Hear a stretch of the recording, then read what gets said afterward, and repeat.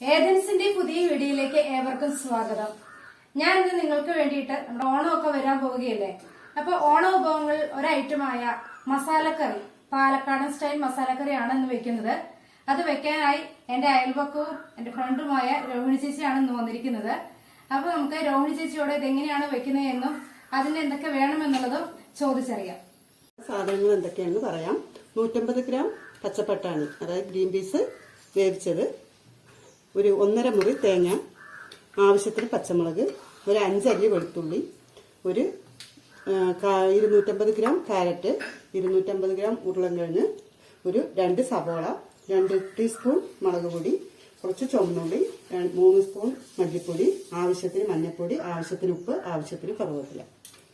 ഇതിലേക്ക് കുറച്ച് പെരുംജീരകം, ഒരു പട്ട, കുറച്ച് കുരുമുളക് ആവശ്യത്തിന്. നമുക്ക് അത് വതക്കുമ്പോൾ എങ്ങനെയാണെന്നുള്ളത് നോക്കാം. ഇനി ഇത് കട്ട് ചെയ്യുന്നത് ചതുരത്തിൽ, നീളത്തിലല്ല, ചെറിയ കഷ്ണങ്ങളാക്കി ചതുരത്തിൽ കട്ട് ചെയ്ത്. ഗ്രീൻ പീസ് വേവിച്ച് വെച്ചതാണ്. 150 ഗ്രാം ഗ്രീൻ പീസ് വേവിച്ച് വെച്ചാണ്. അത് ഒരു പാനിലേക്ക് ഇടുന്നുണ്ട്. അതിന്റെ കൂടെ ക്യാരറ്റ്, അതിന്റെ കൂടെ ഉരുളക്കിഴങ്ങ്. ഇത് പാകത്തിന് വെള്ളം ഒഴിച്ച് ഇതിലേക്ക് നമുക്ക് ആവശ്യത്തിന് വെള്ളം ഒഴിച്ചു കൊടുക്കാം. ഇനി ഒരു സ്പൂണ് മഞ്ഞൾപ്പൊടി,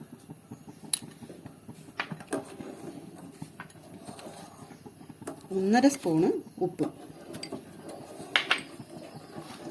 എന്നിട്ട് മിക്സാക്കുക. എന്നിട്ട് ഇത് വേകാനായിട്ട്, ഉരുളക്കിഴങ്ങും ക്യാരറ്റും കൂടെ വേകാനായിട്ട് നമുക്ക് അടച്ചു വയ്ക്കാം.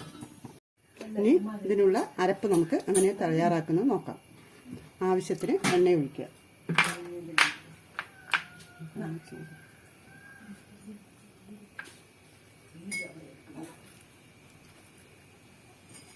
ഇതിലേക്ക് ഒരു കഷ്ണം പട്ട,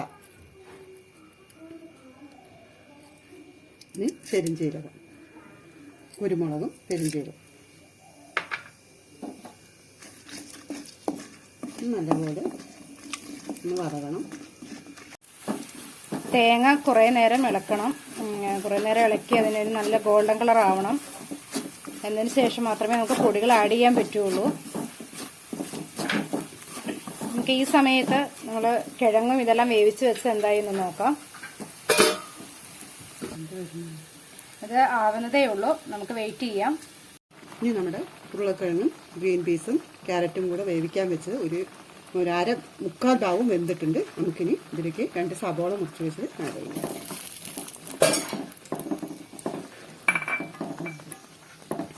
നമ്മുടെ തേങ്ങ വതക്കിയത് നല്ലപോലെ വതകി വന്നിട്ടുണ്ട്.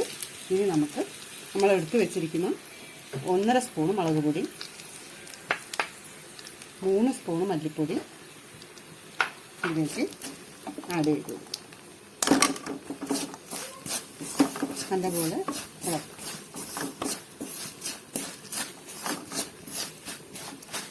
പൊടിയുടെ പച്ചമണം ഒന്ന് മാറുന്നവരെ ഒന്ന് ഇളക്കി കൊടുക്കാം.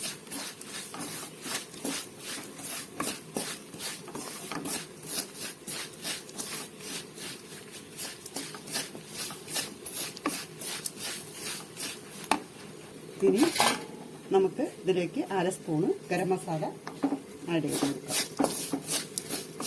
ഗരം മസാല ഇട്ടിട്ട് ഒരുപാട് നേരം നമുക്ക് ഇത് വതക്കേണ്ട കാര്യമില്ല.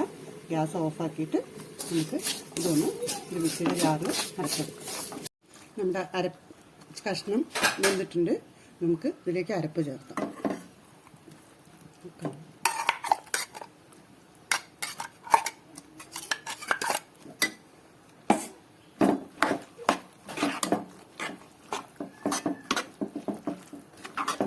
അരപ്പ് ചേർത്ത് നല്ലപോലെ ഇളക്കി കൊടുക്കുക.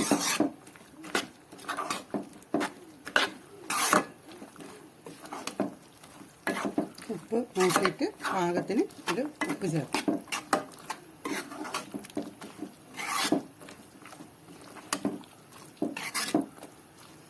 ഈ അരപ്പൊന്ന് പിടിക്കുന്നവരെ ഒരു 2 മിനിറ്റ് മൂടി വയ്ക്കാം. നമ്മുടെ അരപ്പ് ചേർത്ത് 2 മിനിറ്റ് ആയി. നമുക്ക് ഇതാ ഇതൊന്ന് നല്ലപോലെ മിക്സായി പാകത്തിന് വെള്ളമെല്ലാം വറ്റി. ഇനി അടുത്തത് നമുക്കൊരു പാൻ അടുപ്പത്ത് വെച്ച് അതിൽ കുറച്ച് എണ്ണ ഒഴിച്ചിട്ടുണ്ട്.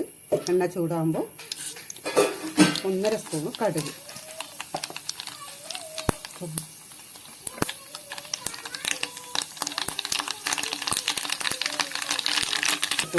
പൊട്ടിക്കഴിയുമ്പോൾ കണ്ടിരിക്കും.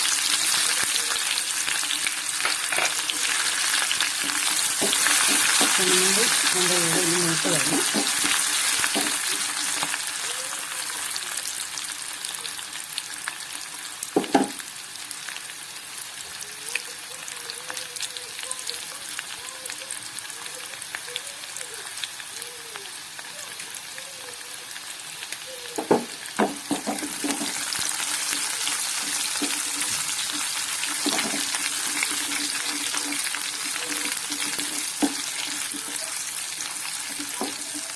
ഒന്നുകൂടി നല്ലപോലെ മൂത്ത് വരുന്നുണ്ട്.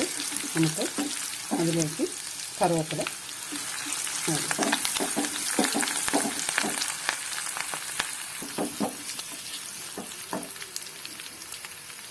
ഇത് ഗ്യാസ് ഓഫ് ചെയ്തിട്ട് നമ്മുടെ കറിയിലേക്ക്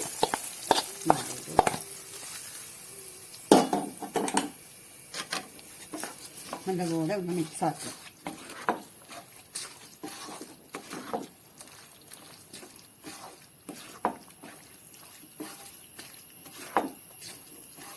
നമ്മുടെ മസാലക്കറി റെഡി ആയിട്ടുണ്ട്. അപ്പോൾ നമ്മുടെ മസാലക്കറി പാലക്കാടൻ സ്റ്റൈൽ മസാലക്കറി റെഡി ആയിട്ടുണ്ട്. നമുക്ക് ഇന്ന് ഈ മസാലക്കറി റെഡിയാക്കി തന്നത് രോഹിണി ചേച്ചിയാണ്. അപ്പൊ നിങ്ങൾക്ക് എല്ലാവർക്കും ഈ ഓണം അടുത്തിരിക്കുന്ന സമയത്ത് ഈ ഒരു മസാലക്കറി നിങ്ങൾക്ക് ഞാൻ ഡെഡിക്കേറ്റ് ചെയ്യുകയാണ്. എല്ലാവരും ഇതൊന്ന് പരീക്ഷിച്ച് നോക്കുക. ഈ ഓണത്തിന് നിങ്ങളുടെ കൂടെ ഈ ഒരു മസാലക്കറി ഉണ്ടായിരിക്കട്ടെ. അടുത്ത വീഡിയോയിൽ കാണുന്നവരെ ഓക്കെ ബൈ.